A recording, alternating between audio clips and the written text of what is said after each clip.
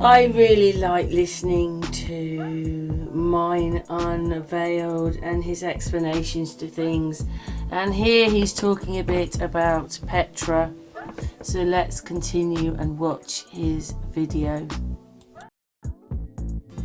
Hey everyone, today we're going to cover a pretty well-known place that pretty much everybody learns about in school, but we're going to take a look at it now with new eyes.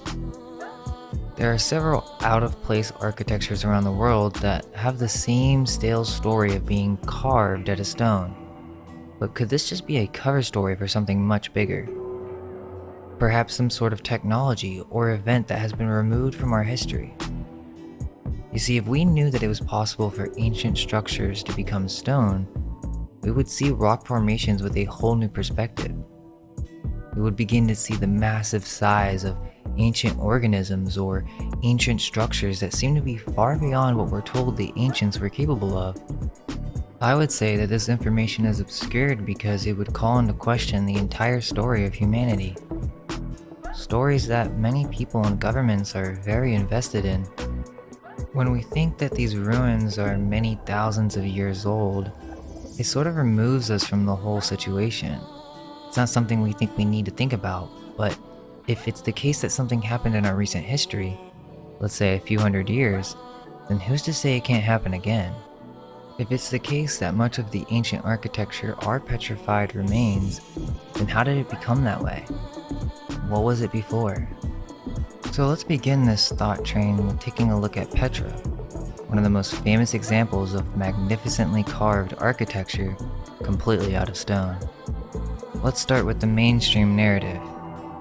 Petra is a famous archaeological site in Jordan's southwestern desert. Dating to around 300 BC, it was the capital of the Nabatean kingdom, accessed via a narrow canyon called Al-Siq. It contains tombs and temples carved into pink sandstone cliffs. Perhaps its most famous structure is a 45-meter high Al-Kazneh, a temple with an ornate Greek-style facade and known as the Treasury. It seems to revolve around these Nabateans. Who were they? 1. The city was originally known as Rakhmu, the Recum of Josephus, and notice how he comes up again. Is this another cover story by this historical figure? 2.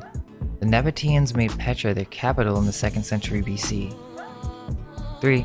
Petra flourished in the 1st century AD, and in that period the famous Kazneh was built, thought to be the mausoleum of King Aretas IV. 4.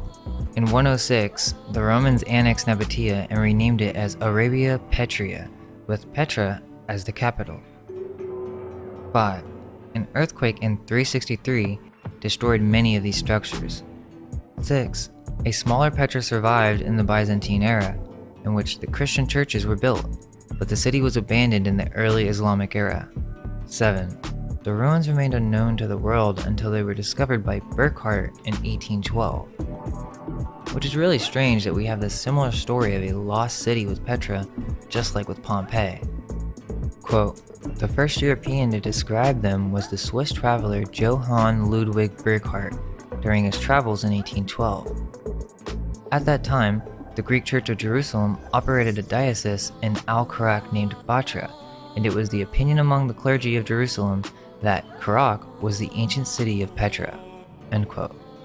The Scottish painter David Roberts visited Petra in 1839 and returned to England with sketches and stories of the encounter with local tribes. The archaeologist Philip Hammond from the University of Utah, USA, has visited Petra for nearly 40 years.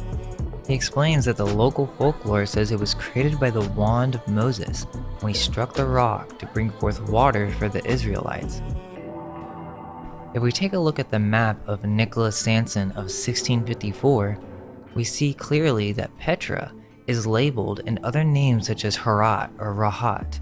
Now, with this name of Petra Heratum, Herat or Herrick, we can find other sources.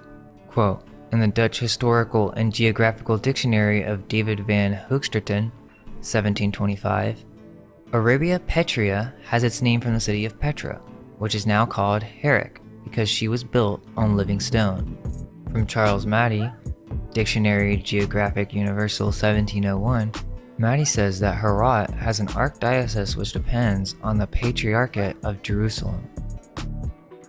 Thesauruses Geographicus, 1695, quote, Arabia is at the origin of several sorts of people, chiefly of the Saracens, Arabians, and Moors. Their chief cities are Herat or Petra, Median, Milan, and Havana, end quote. Diderot Encyclopedia, entry Petra, quote, Arabia, Petria, has been called this way after its ancient capital Petra, which is now called Herat. Now, is it possible that there was some world cataclysmic event in the 1690s that melted many of these cities in the surrounding region, melting many of the structures in a Sodom and Gomorrah type event?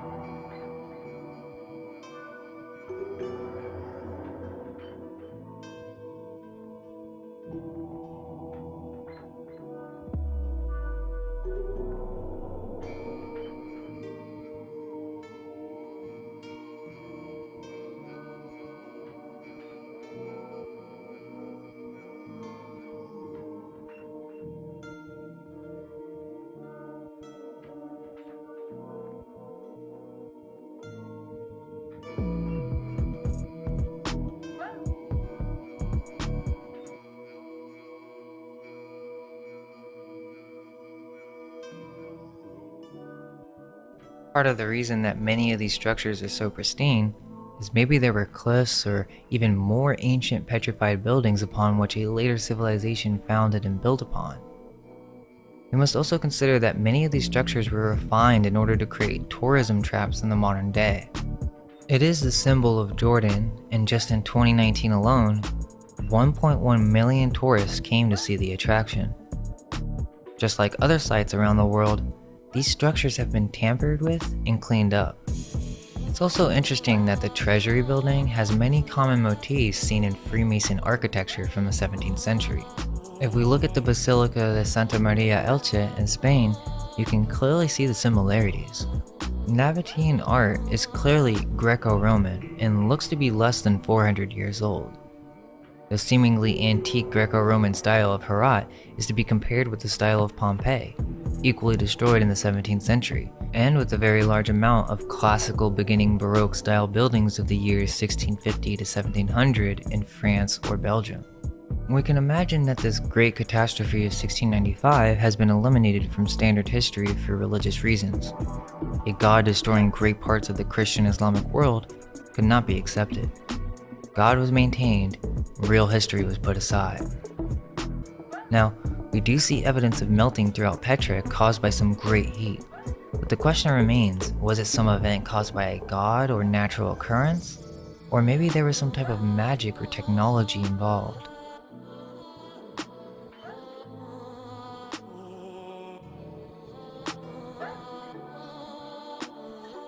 The video is about 25-30 minutes long, but please go over to his channel and watch the rest of the video. And thank you very much. Mind Unveiled.